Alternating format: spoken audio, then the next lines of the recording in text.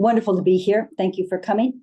James will be presenting a paper on unidimensional underpinnings of multidimensional poverty measures, a paper which has a more theoretical emphasis than other seminars this term, but a general relevance both to unidimensional and multidimensional measures.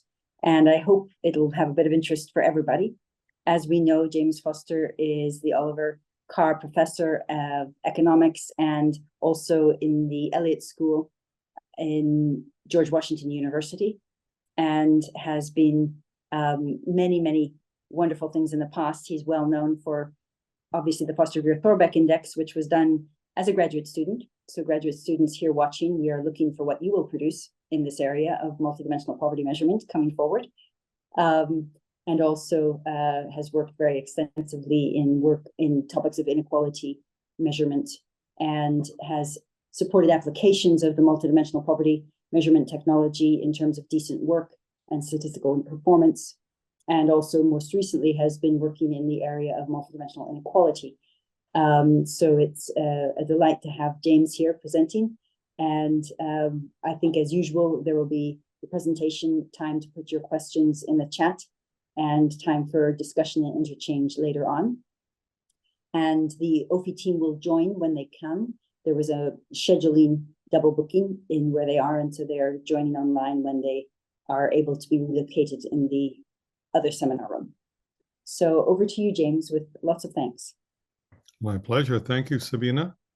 Great to be here. Let me share my screen.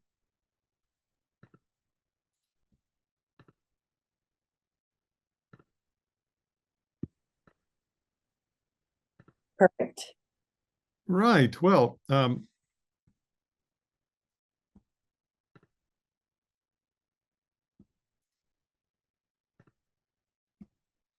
so the title is Unidimensional Underpinnings of Multidimensional Counting Measures. Actually, the idea here is that here we've been using these multidimensional measures for a while. We notice their great properties such as dimensional breakdown that allows us to see what it is that a person is poor or deprived in, subgroup decomposability, which allows us to see what regions look like and how they differ from one another. All of those very important properties are used in the empirical analysis of multidimensional poverty. Now, going back to the basics, where does the measure that we're using really come from, in a sense? I'll tell you a little bit of the history, and I'll go into some of the basic axioms underneath that. But then I'll show you that there was, in addition to the route we originally took in terms of the measurement of deprivation and being able to sort of trade off across deprivations with respect to whatever the weights of the multidimensional measure would indicate, what the relative values of deprivations would be. Instead of going directly through deprivations, as we did in the original presentations, there's an alternative approach, which is to go back to unidimensional poverty measurement, construct a variable, apply a unidimensional measure to the distribution of that variable, and the multidimensional measure that one might obtain is M0. Using this transformation, if you will, we're then able to explore the link between unidimensional measures and multidimensional counting measures obtained through this transformation. And as we'll see toward the end of the discussion, that in fact, we're able to show you why M0 is the final result. The MPI, with its very special form, is virtually the only measure so obtained which has the properties that we need. So without any further ado, let me continue and get to some of the technicalities. First, introduction. You know, there's an extensive literature on unidimensional poverty measurement, and we have some discussions of identification listed here, measures, starting with Watts, Sen, then our paper in '84, and a number of others. And then of course, properties or axioms that help us discern between the various forms of measurement. And then finally, when we can't quite fully bring it down to one measure, there's the notion of rankings that would allow us to be able to be assured that the results we have found would be robust, even if we changed the poverty line or changed the particular measure. In the 1990s and 2000s, there was a really big effort to extend poverty measurement to multidimensional measures. And this was prompted by a kind of series of WDRs, 1990, 2000, which recognized that poverty is not just income-based, but is multidimensional. There were two approaches developed in that theoretical literature. First, you could take a look at all the different variables across the dimensions and kind of combine them into an overall variable. So you're going to say, here's an individual, here are the achievements of the individual. Let's combine them in some way.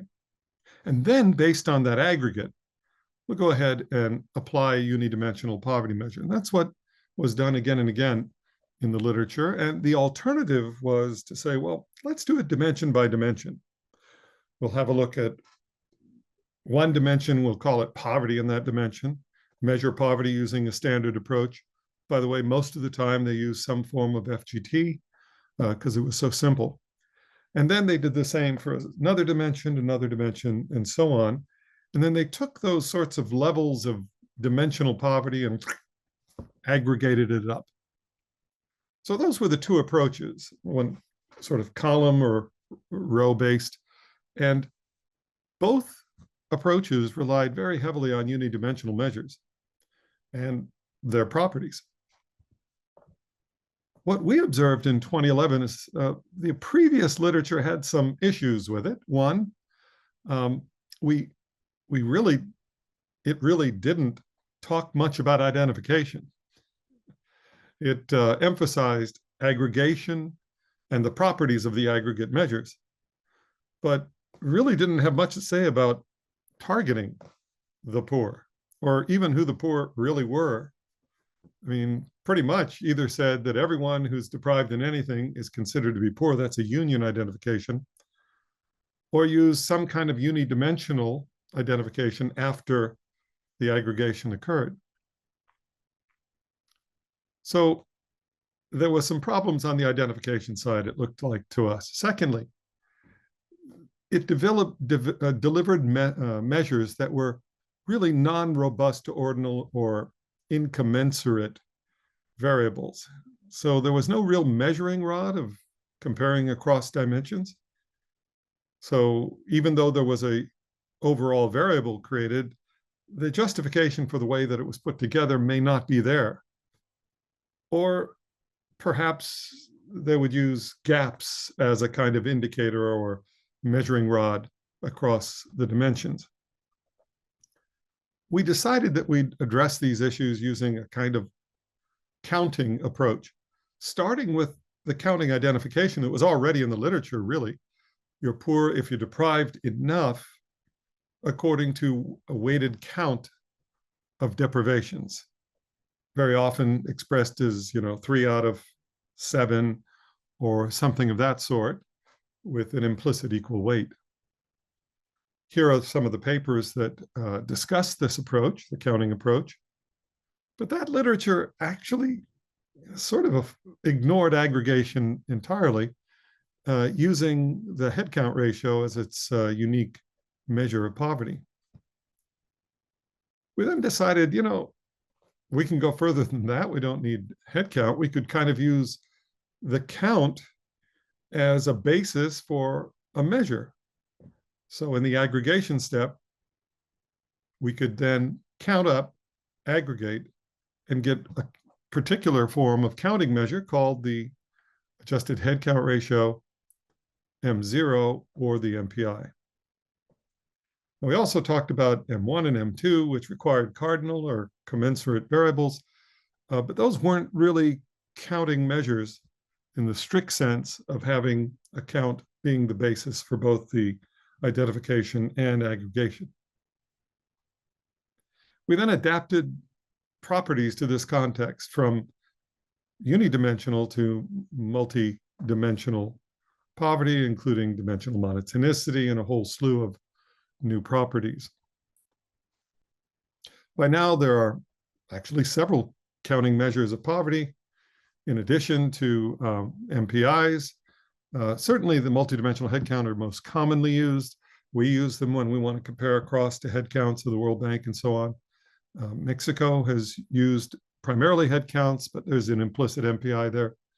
And then an M gamma class from a paper that's kind of a parallel paper to this one. We thought it was an appropriate time to consolidate the theory and clarify the links to unidimensional measures. And therefore, this paper had a number of motivating questions. Can counting measures be linked to unidimensional measures in kind of a similar way as to what was going on beforehand? If so, what is the attainment variable to be used? What variable will go into the measures? And how are the properties of the counting measures and the unidimensional measures related? And can this perspective shed light on the structure of the MPI? Kind of as a hint, we'll find that M0 form actually follows immediately from dimensional breakdown and subgroup decomposability, but that'll be at the end of the lecture.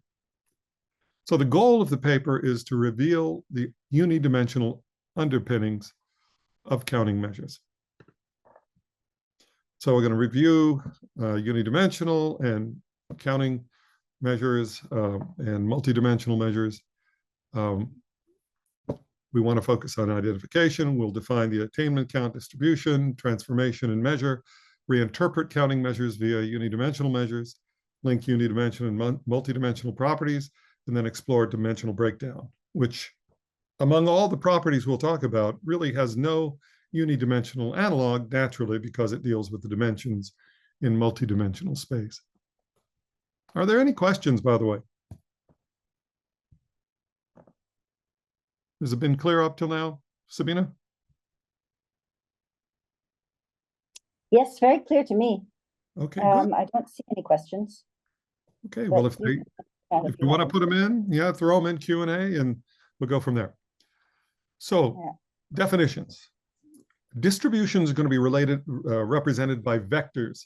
These vectors of incomes for unidimensional poverty measures are the typical vectors like 472.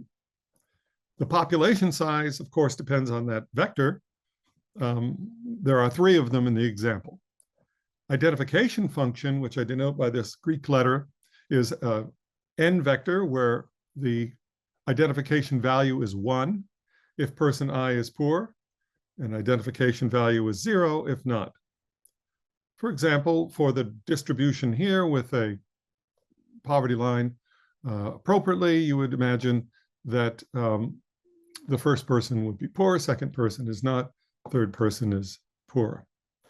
So we assume uniform individualistic identification, which means that you use the same identification function for each person, and it's individualistic in that it depends only on one person, on their situation.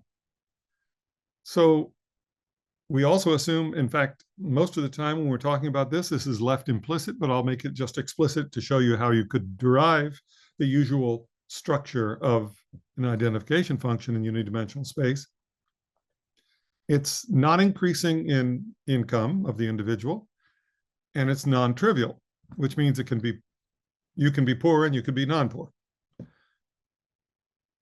So if you actually have these 2, then the implication is that you have poverty line cutoff identification. Now, there's 2 approaches to poverty line identification. One takes the cutoff pi as a kind of minimal accepted level, so therefore anything below is considered poor. And another type of approach of identification says, well, no, that's the maximum poor level. And Sen in 1976 used that definition. So we'll allow both to occur. since both can occur, given the assumptions that we've put on the identification function. By the way, option 2 doesn't work out too well in certain measures. Consider the following axiom by Donaldson and Waymart: poverty monotonicity. If a U distribution is obtained from a V distribution by a poverty status altering increment, that means a person has an increase in income and it puts them over from being poor to being non-poor. Then their requirement is that, the requirement is that the poverty in the one where the person has risen, PU, is less than strictly PV. Now, this is perfectly fine if you have the headcount ratio, you have one fewer person. If you have a number of other measures that have that kind of discontinuity, including this average one that I've let you see right here. It's an average between the head count and P1, the poverty gap. It has that discontinuity still there. But P1 itself, or P2, the gap and the squared gap, and other continuous measures wouldn't count the change because the person was at the poverty line where the gap is 0, and going out of poverty didn't really change anything. So you see there's a kind of an issue with the definition of the identification and the particular form of poverty measure being used. The aggregation step takes the identification is given. Poverty measure gives the poverty level associated with the distribution. Axioms help then refine which type of poverty measure should be used. They are called, in my way of thinking about it, nuggets of policy to indicate what you should ignore, what matters, and other properties of the tools. Other restrictions on I should mention to you that axioms are not just restrictions on P, but they're also a joint restriction on identification in the measure. Invariance axioms are indicated below. We don't have any change if we permute incomes, replicate incomes, or even have an increment among a non-poor person. That's a focus axiom. So just to give you a sense of what the properties are, in the invariance type, in the dominance type, you have the possibility of having a simple increment. Weak monotonicity says, well, that simple increment's always going to lead to no greater amount of poverty. Maybe the poverty measure should be sensitive to transfers, weakly sensitive. So the weak transfer property says a progressive transfer should not increase poverty. And the stronger versions are given below, where it's called monotonicity and transfer, where you require a strict change. Subgroup axioms are, as you must know if you've done any work in poverty measurement, that the overall poverty measure level for two subgroups, is a population share weighted average of the population of the poverty level in one and the other. And you can take that to a kind of more general property that's really showing you why this is so policy relevant, that if poverty goes up for a subgroup, unchanged for another, then really it ought to go up overall in order to be consistent. Otherwise, local efforts go against the overall national efforts. And we have examples of measures. I'm just showing you given the notation that I'm using. So this here, phi is the identification function. So we're using that again and again. That is 1 if you're poor. It's 0 if you're not. So you're just adding up the number of the poor, and that gives you Q on top divided by the number of people. Headcount ratio. Here's the poverty gap ratio, also summarized as H times I, the Watts measure, FGT, and then a measure which is, again, I'm going to highlight it because we'll use it again. It's called the augmented gap. And I've used it with Stephen Smith in the discussion of ultra poverty. If you're really interested in the ultra poor, you have, instead of one standard, you have two standards. One to identify who is ultra poor, and that's a very low standard, and a second one, which is higher, that you use to evaluate the gap. Ultra poor people have a very high gap. If you use the ultra poor line cutoff for a standard for evaluating poverty in that group, it sort of diminishes the ultra poverty of things because it seems to be much smaller. So in the context of ultra poverty and other types of situations, it helps to have two standards, one which is higher, and that's the delta here standard, and then another one which is lying behind the identification function, which tends to be lower, that's the pi.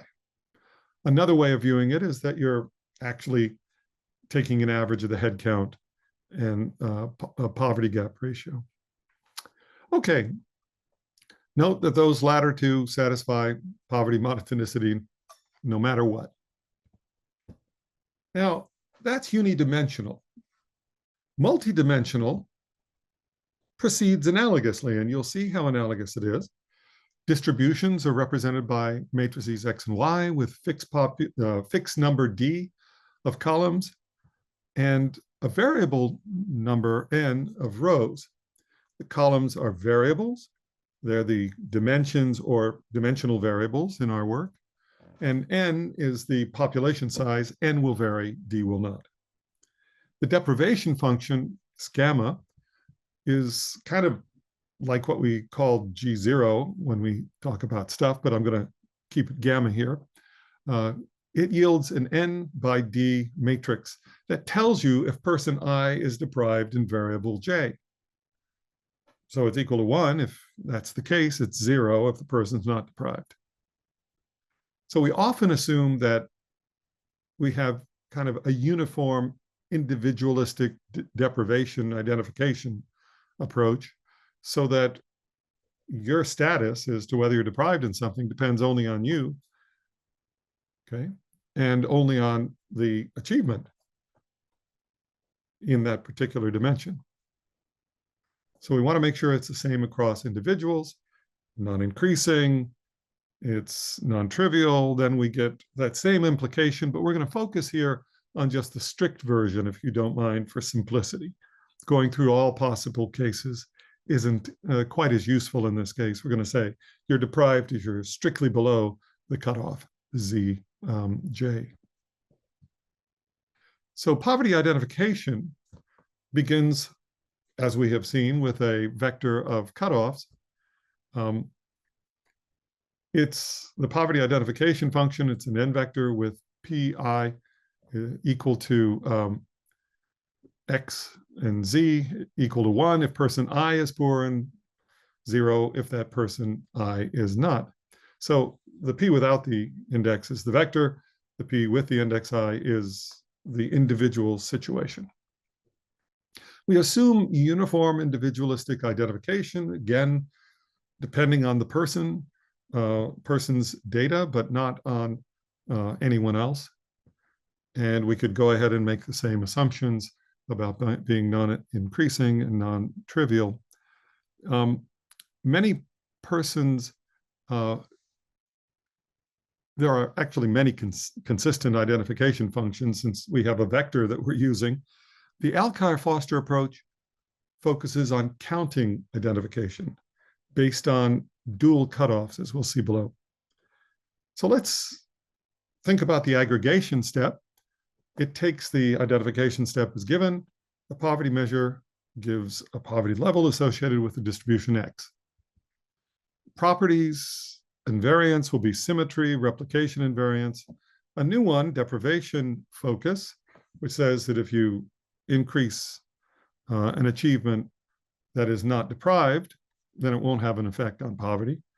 Likewise, if you increase an achievement among the non-poor, it should have no effect. That's poverty focus. These are well-known properties. Other dominance properties, those were obviously invariance properties. Other dominance properties are weak monotonicity, weak transfer, where now transfer is in terms of rearrangements among the poor. Notice that there's been a flip between 1, 2, 3, 5. That was perfectly ordered. Now it's smoothed because person 1 here has 2, 3 as opposed to 1, 3, and person 2 has 1, 5, a mix, if you will, versus 2, 5. That means that you should have, if you're sensitive to that form of inequality, inequality and hence poverty should not rise as a result of this interesting transfer or smoothing. Weak monotonicity is, of course, a direct generalization of the unidimensional. And we can see this as well. There's a dimensional increment among the poor. If you remember, we had, if you're deprived in a number of dimensions, but you are now deprived in a new dimension, then poverty should go strictly up. And there's also something called a dimensional transfer, which involves the switch, as I had before. Dimensional transfer is not weak. It's given here with a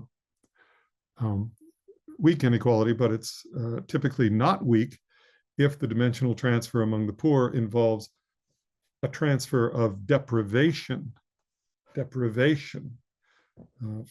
the person who, so you go from, it isn't just a transfer of an achievement, but rather a person who was deprived is no longer, and another person who wasn't deprived is now.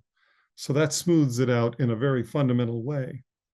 These are standard properties that one can see in a number of papers that we have written. Finally, subgroup axioms, subgroup decomposability as before, just multidimensionally, subgroup consistency as well. So let's talk for a second about counting measures. I know we've already talked for about 25 minutes. Multidimensional counting measures have a deprivation identification function and weights assumed. So you have a way, it could be a cutoff with the Z1 through ZD, but a way of defining who's deprived that leads to the deprivation matrix. And then given our weights, summing to some total amount, call it beta. We define the deprivation count for a person as the weighted sum of deprivations of the individual using the weights given. So this count will be called CI. There is therefore one for each person. And you have the deprivation count vector, simply the column vector that has the counts for each person. A multidimensional counting measure is a methodology, identification, and aggregation. So an identification function and an aggregation, which is a measure, right? This methodology has an identification and a measure that depend only on the deprivation count vector. In other words, if you have two deprivation count vectors, two matrices with the same deprivation count vectors, then you're going to have the same people being identified as poor and also the same total amount of poverty. Examples, of course, include the multidimensional head count ratio, which trivially satisfies a counting approach. It is counting in terms of identification, and thereafter it's kind of basic in terms of giving one to every person, adding up and dividing by the number of people. That violates dimensional monotonicity and dimensional transfer. Adjusting the adjusted head count ratio also satisfies the setup for counting measures, obviously. It uses an identification approach that depends on weights. I'll call them V here. Summing up to D, obviously they could be V summing up to 1. You know the difference, and I don't have to get into that. But in the original approach, we had it summing up to the number of dimensions. Deprivation count is then the weighted sum of these 0 ones. The deprivation score divides by the total to get a score. Counting identification says, well, if you are, have K or more in terms of your deprivation count, then you're considered poor. Otherwise, you're considered non-poor. Censored deprivation count then is saying if you're not poor, then you get a 0 for your count. But if you are poor, you maintain the same level as you had before. Same with the censored deprivation score. And one way of defining M0 is just to take the average censored deprivation score. It translates to the head count times the intensity measure that we have, talking about the average score among just the poor people. And this just violates dimensional transfer. So the idea of this section is to kind of take what we've done in terms of M0 and counting measures in particular, and try to see if there's a way of reaching back to unidimensional measurement and casting these measures in that light. So we'll use the elements of a counting approach, namely deprivation identification function and the weights, to first derive a multidimensional methodology, starting with a unidimensional methodology. So we restrict consideration to unidimensional measures that, are identified in a consistent way. We don't want to make it so that, in fact, it's impossible for anyone to be poor or that everyone must be poor. So definition, the attainment count vector A associated with a matrix X is basically taking that upper limit of the weighted sum, subtracting out the count to get the attainment. That's it. So in the case of the usual way of thinking about it, where beta is equal to D, you're subtracting from D the count to get the attainment. And this is true for every person. In other words, another way of looking at it is AI is equal to weight times 1 minus gamma sub I1, first dimension, et cetera, across all the dimensions. That gives you back the attainment count. The attainment count methodology, in essence, is going to take that variable and apply a unidimensional poverty measure to it. Okay, so that's the idea here.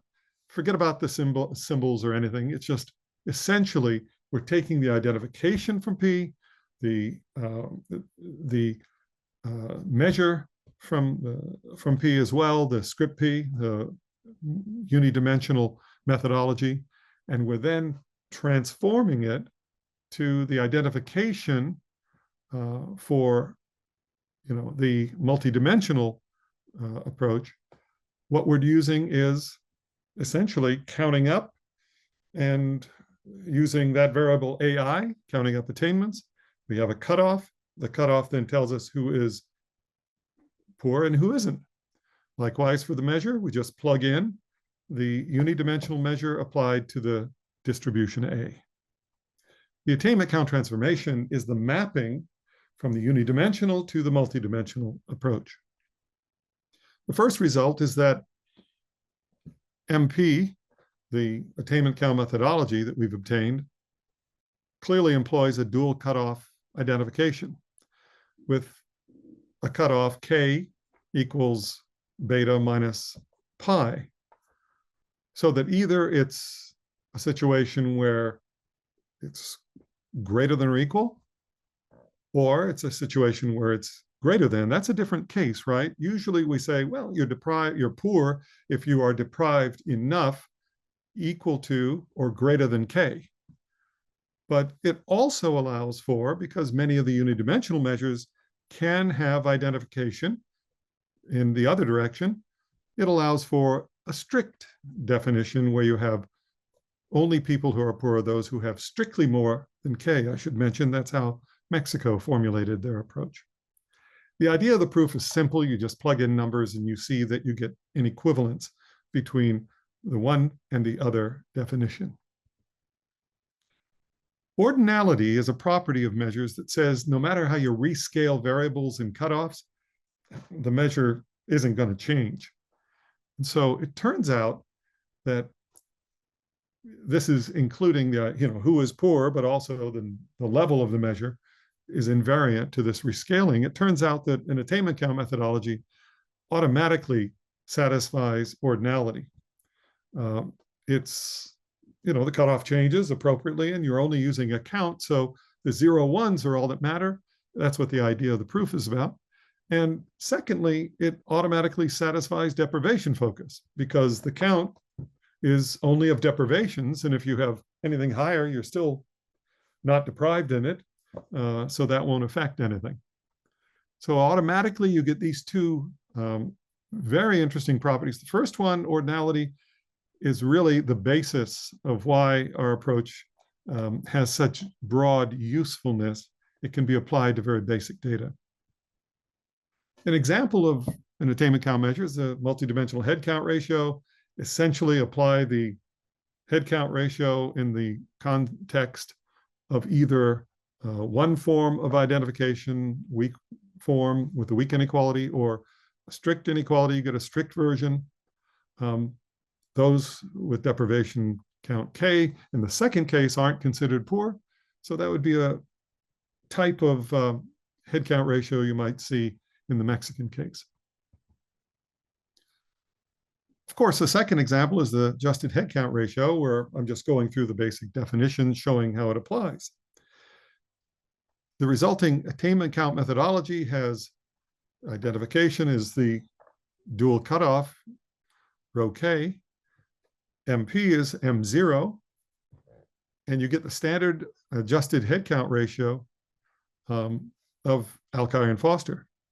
And we can see this because if you look at the definition of, here's the poverty measure that's being used in single dimension, it's the augmented gap using the cutoff D in the case of, where we have the weight being the maximum sum of the weights being D. We're therefore counting up and including all those deprivations, adding up for everyone who's poor. It isn't like a gap that just starts where the cutoff is and looks at the extra amount. All right. So that's really the identification. The idea behind this is that we're basically able to take an augmented poverty gap measure along with a very straightforward identification in terms of dual cutoff and obtain, in essence, the adjusted head count ratio as an attainment count measure. By the way, the fact that we have the weak inequality in the definition of poverty doesn't really cause any problem because we're dealing with a poverty gap, and poverty gap doesn't have any problems with what's happening at the one point where the cutoff occurs.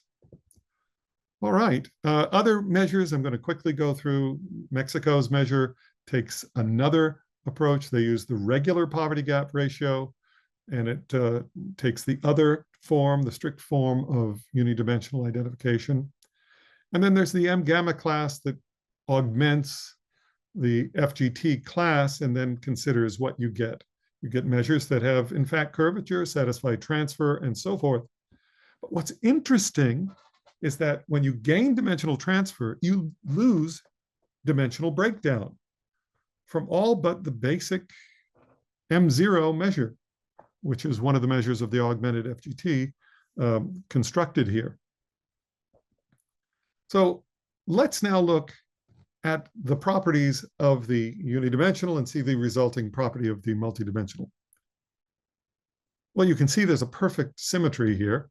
In all cases, symmetry implies symmetry, replication, variance, focus implies poverty focus, dominance, straightforward. What's interesting is that dimensional monotonicity comes from monotonicity of the original measure, and transfer for the original unidimensional measure is what yields dimensional transfer. This is really interesting because you get the Atkinson form of inequality sensitivity arising from the fact that the poverty measure has curvature.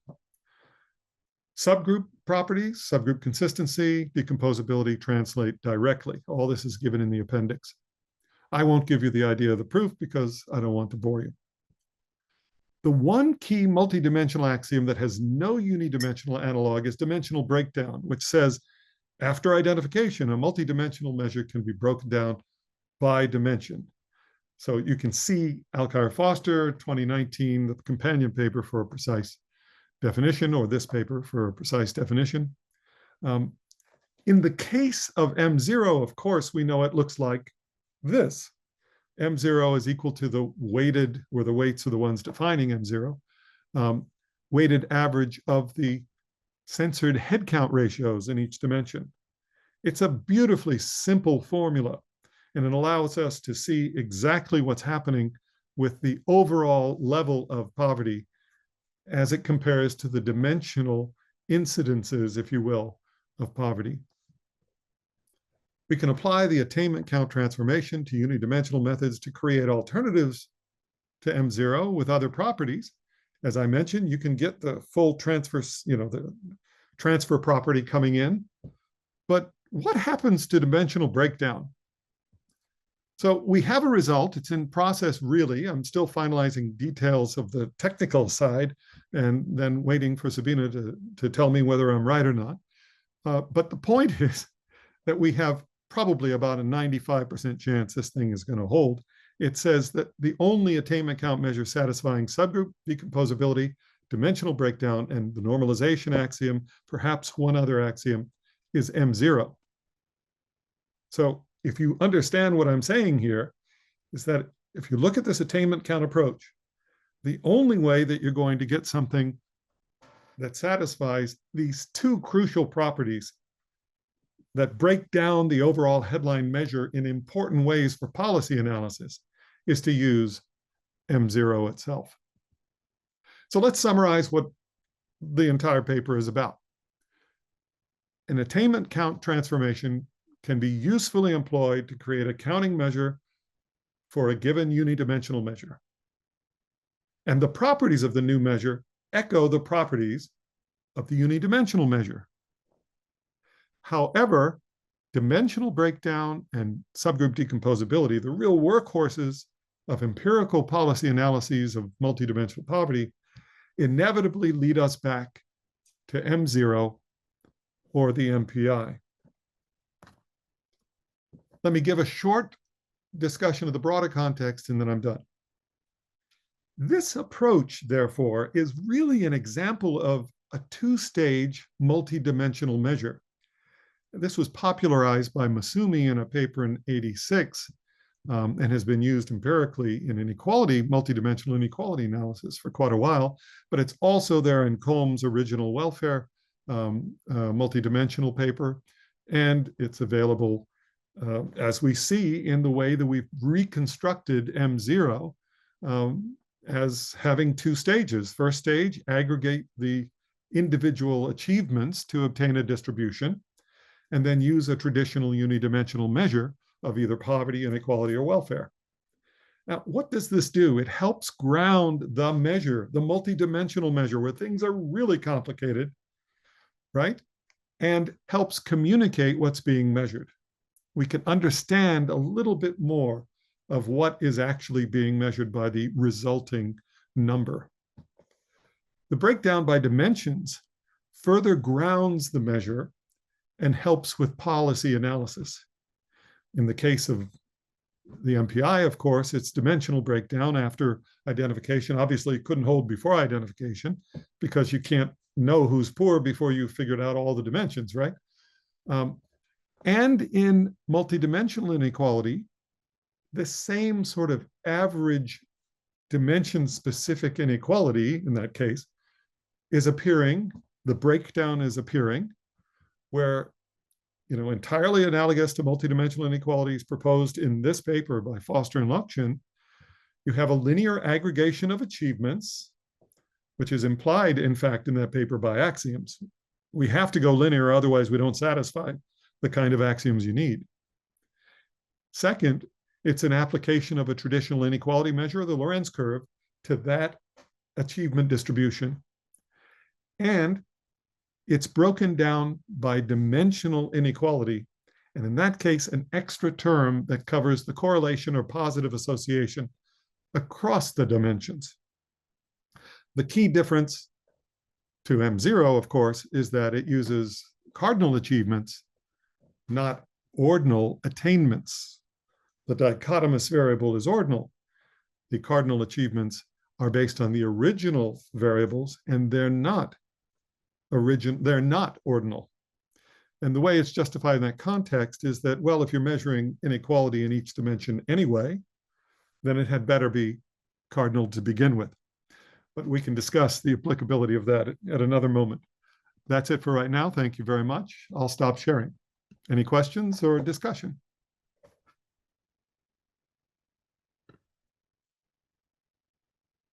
Thank you so much, James. That was brilliantly clear, and a lot of material to get through. But I think people will have gotten it. There's a web there. You can either put things in the chat or in the Q&A, and it would be good if people could put in their questions there. And IIP might answer the first question, which is about whether this recording will be shared or not. Okay, it's being answered by someone at GW. Okay, very we'll good. get that answer typed in. Fantastic. And what are the substantive questions for James? Who's going to jump in and be the first?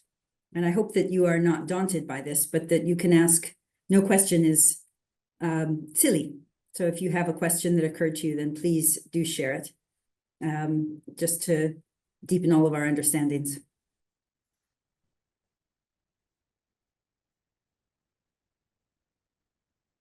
Now, Sabina, you know, you're on the hotspot. You're the one who really should provide some difficult questions to your co-author.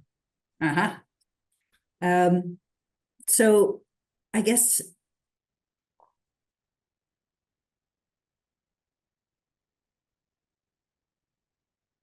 in terms of the augmented gap, the ultra poverty measure, did you circle round back to that one?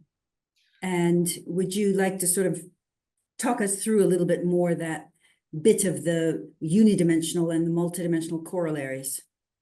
So in fact, I'll go to the last result, which says M0 will arise from all of this. M0 arises in part because of its use of this augmented gap, which doesn't just account for the margin of deprivation, which is below the cutoff, but in fact, the entire deprivation amount. So you see that fact that we're measuring the entire range of deprivation with our augmented gap allows us to then take the total count, if you will, for every person, and it's counted in the measure. And then that allows us to break apart that count with the dimensional breakdown. Again, all of this is done after identification. It allows what was going horizontal to now go vertical and be added up in each dimension and accounted for in each dimension. You couldn't do that if each person's measure of poverty was just the shortfall from the identifying cutoff of the amount of deprivation they have, because you need to have a full knowledge of the entire spread, if you will, of their intensity of deprivation. So that the augmented gap provides it. It is the linchpin that creates the M0 that has the dimensional breakdown that M0 fortunately has. Great. Thank you so much. So questions are flowing in. Thank you so much. The first one is by Mahtab Alam. I'm curious to know whether poverty should be more focused on process variables or outcome variables. You know, the fact is that both are each and of themselves, right? Because process, assuming a kind of intermediate, it can be, depending on your viewpoint, an outcome variable in itself. And likewise, outcome variables are themselves useful for many other things, and therefore the outcome variables can be seen as processes. So this sharp distinction may be helpful in cases to say, well, these are the ones that we're considering processes. But the real question is, from my point of view, is what are the variables that we need to know that we're getting from somewhere where we're at to somewhere where we want to be? Okay, the outcomes are going to be intermediate no matter what. And processes are able to be viewed as outcomes also. So I'm going to go ahead and add Sabina to the answer of that question, because as she sees the data that she uses, does this dichotomy between the two help in understanding what's being measured? I think it just depends on what is the topic, what is the data set. But traditionally, one would, of course, wish more outcome variables for poverty.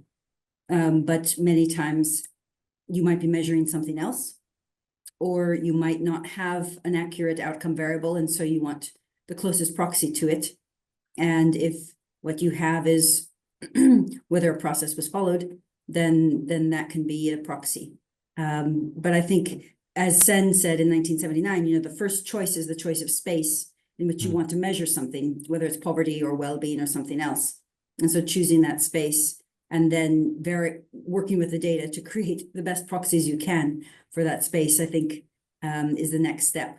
But I think a general question of process or outcome without knowing what is the space and what's the purpose of the measure, it's hard to answer. There's another question by Michael Wolfson. Hey, Michael. Which says, for the multidimensional poverty measures, how in practice are they most often used? E.g., do those involved in policy just look at the overall index, or do they often ask to see the various constituent dimensions and carry on the discussion from there?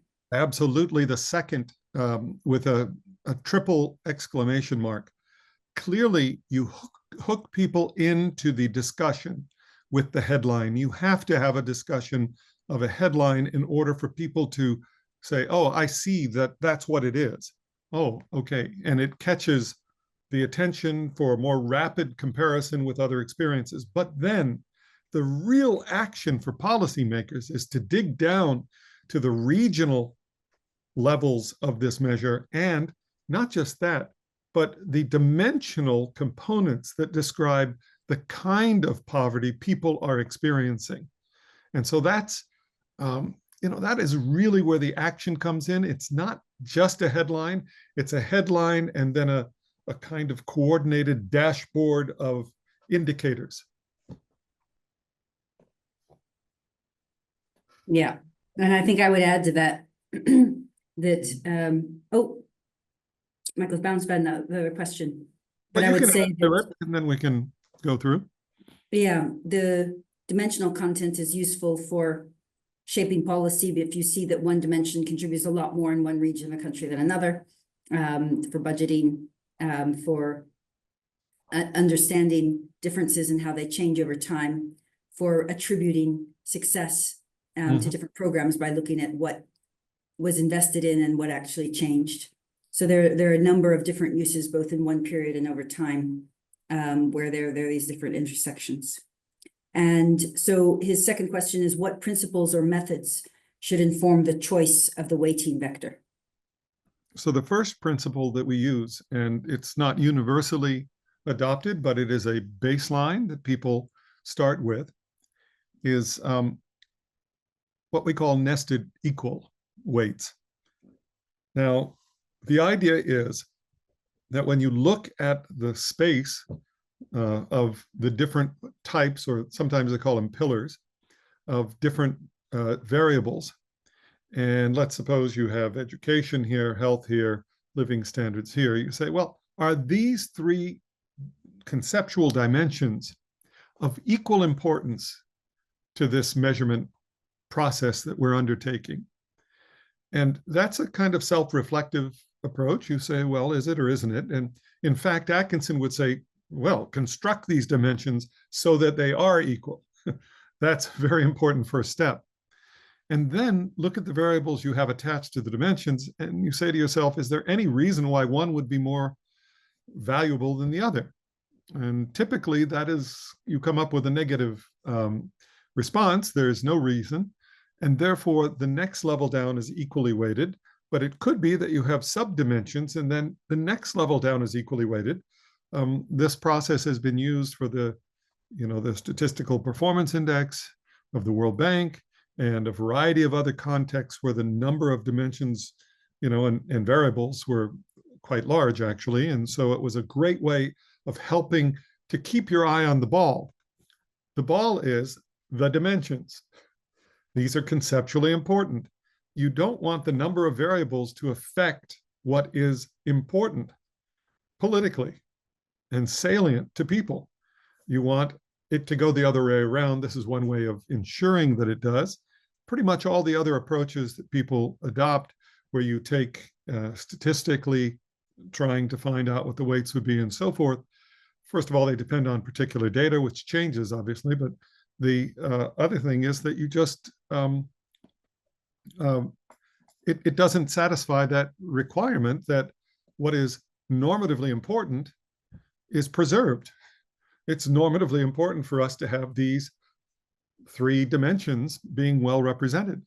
So I think that's the way that people start. Many times they may fudge it a bit because of a variety of reasons, but it's a good idea to actually think about that first as your first way of defining what the variables are. Perhaps you're done at that point. We do subject to all the other statistical tests to make sure that we're not going crazy, but usually stick to this nested weighted. What do you think, Sabina, in practice?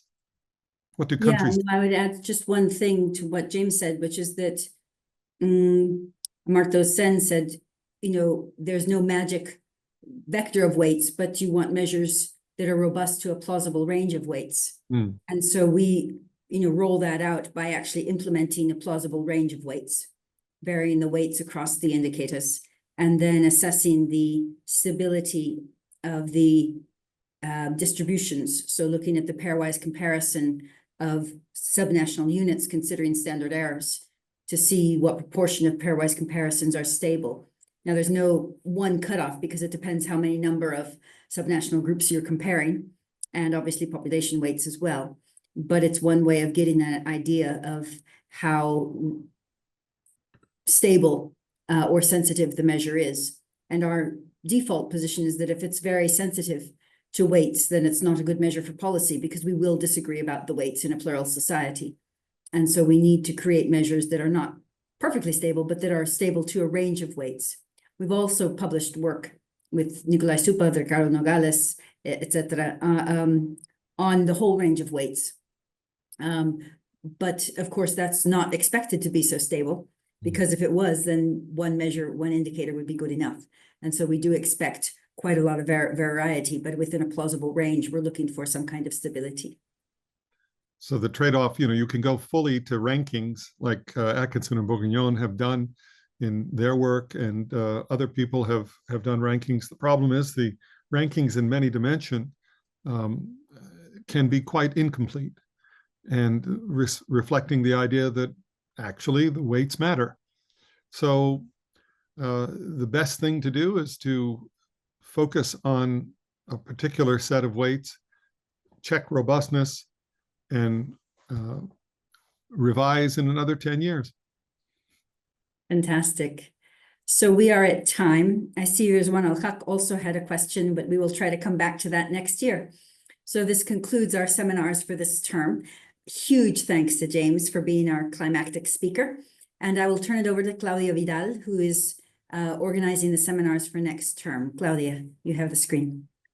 Thank you, Sabina. Thank you, James, for your presentation. I'm sorry that we had to join a few minutes later because we had some logistic issues, but we have a bunch of people here in Oxford who were listening to it, and I think everything was clear. I think we have no questions here. So thank you very much, and I will see you again for the seminars of next term. Thank you.